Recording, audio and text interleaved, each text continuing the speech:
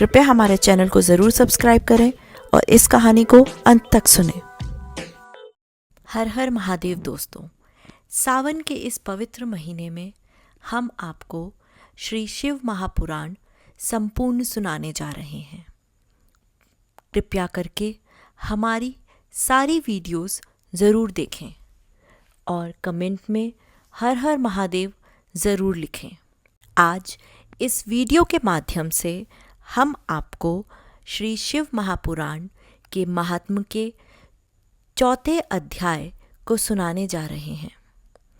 चौथे अध्याय में चंचुला की प्रार्थना से ब्राह्मण का उसे पूरा शिव पुराण सुनाना और समय अनुसार शरीर छोड़कर शिवलोक में जा चंचुला का पार्वती जी का सखी होना का पूरा महात्म्य हम आपको सुनाने जा रहे हैं।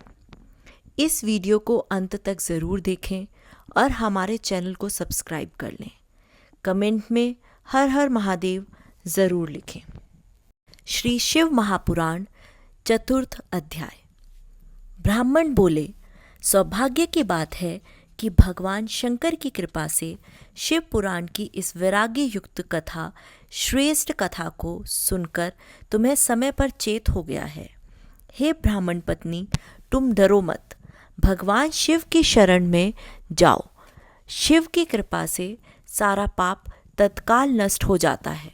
मैं तुमसे भगवान शिव की कार्तिकता से युक्त उस परम वस्तु का वर्णन करूंगा, जिससे तुम्हें सदा सुख देने वाली उत्तम गति प्राप्त होगी।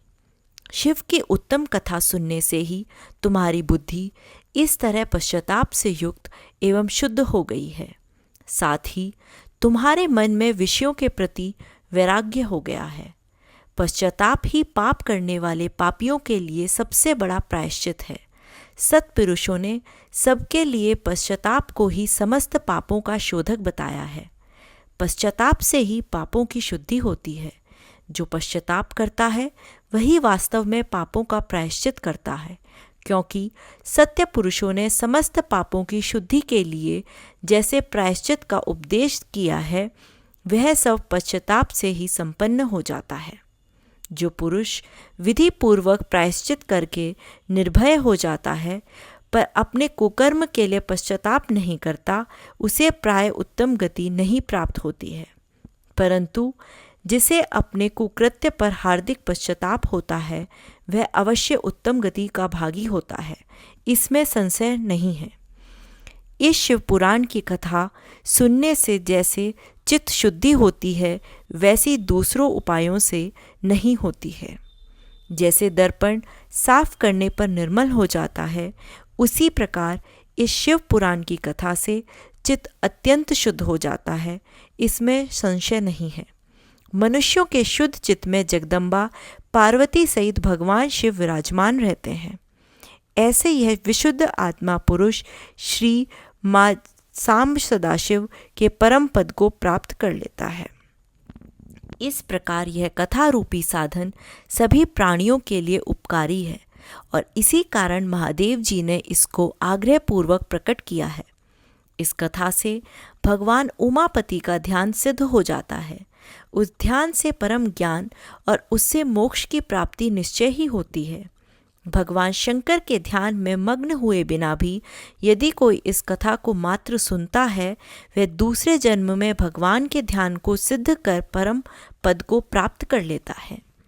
इस कथा के श्रवण से भगवान शंकर के ध्यान को प्राप्त कर पश्चाताप करने वाले पापी पुरुष सिद्धि को प्राप्त हो गए हैं। इस उत्तम कथा का श्रवण समस्त मनुष्यों के लिए कल्याण का बीज है। अतः यथोचित शास्त्रोक्त मार्ग से इसकी आराधना अथवा सेवा करनी चाहिए।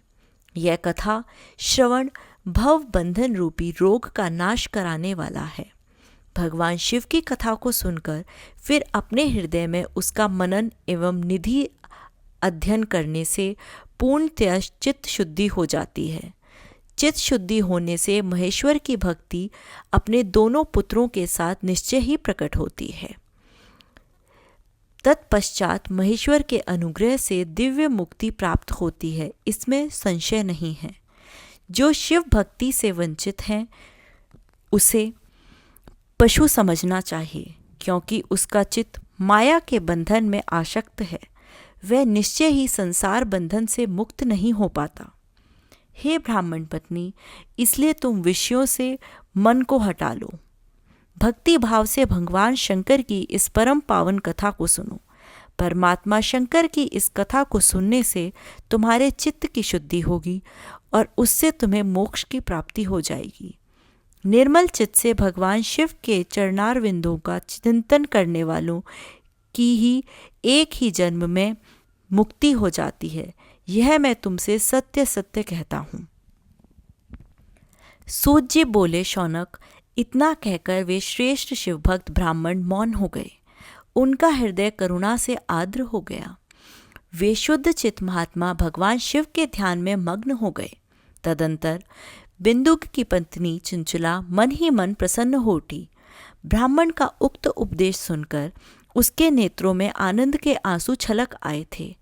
वह ब्राह्मण पत्नी चंचला हर्षित हृदय से उन श्रेष्ठ ब्राह्मण के चरणों में गिर पड़ी और हाथ जोड़कर बोली, मैं कृतार्थ हो गई हूँ।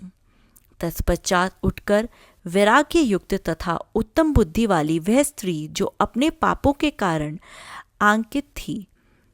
आतंकित थी, उन महान शिव भक्त ब्राह्मण से उसे हाथ जोड़कर गदगद वाणी में कहने लगी। चंचुला बोली, हे ब्राह्मण, हे शिव भक्तों में श्रेष्ठ, हे स्वामिन, आप धन्य हैं, परमार्थदर्शी हैं और सदा परोपकार के कामों में लगे रहते हैं।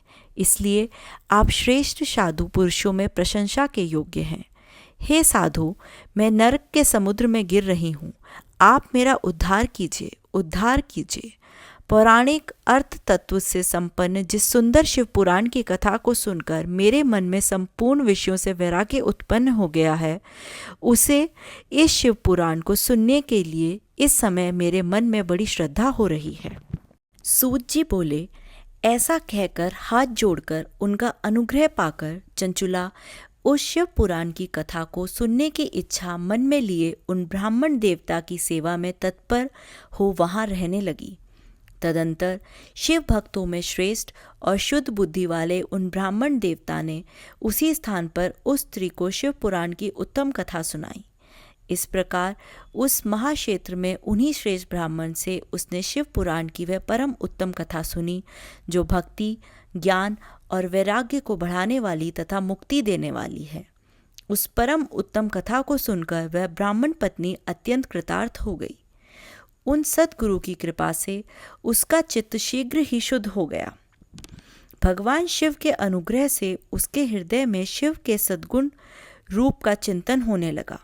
इस प्रकार सद्गुरु का आश्रय लेकर उसने भगवान शिव में लगी रहने वाली उत्तम बुद्धि पाकर शिव के सच्चिदानंदमय स्वरूप का बारंबार चिंतन आरंभ किया। वह प्रतिदिन तीर्थ के जल में स्नान करके जटा और वल्कल धारण करने लगी तथा समूची देह में भस्म लगाकर रुद्राक्ष के आभूषण धारण करने लगी। वह भगवान शिव के नाम जप में लगी रहती थी। संयमित वाणी और अल्पाहार करते हुए गुरु के बताए मार्ग से वह शिव जी को प्रसन्न करने लगी। हे शौनक, इस प्रकार शंभु का उत्तम ध्यान करते हुए उस चंचुला का बहुत सा समय बीत गया। तत्पश्चात समय के पूर्ण होने पर भक्ति, ज्ञान और वैराग्य से युक्त हुई चंचुला ने अपने शरीर को बिना किसी कष्ट के त्याग दिया। इतने में ही त्रिपुर शत्रु भगवान शिव का भेजा हुआ एक दिव्य विमान द्रुत गति से वहां पहुंचा, जो उनके अपने गणों से संयुक्त था और भांति भांति की शोभा साधनों से संपन्न था। चंचुला उस विमान पर आरूढ़ हुई और भगवान शिव के श्रेष्ठ पार्षदों ने उसे तत्काल शिवपुरी में पहुंचा दिया।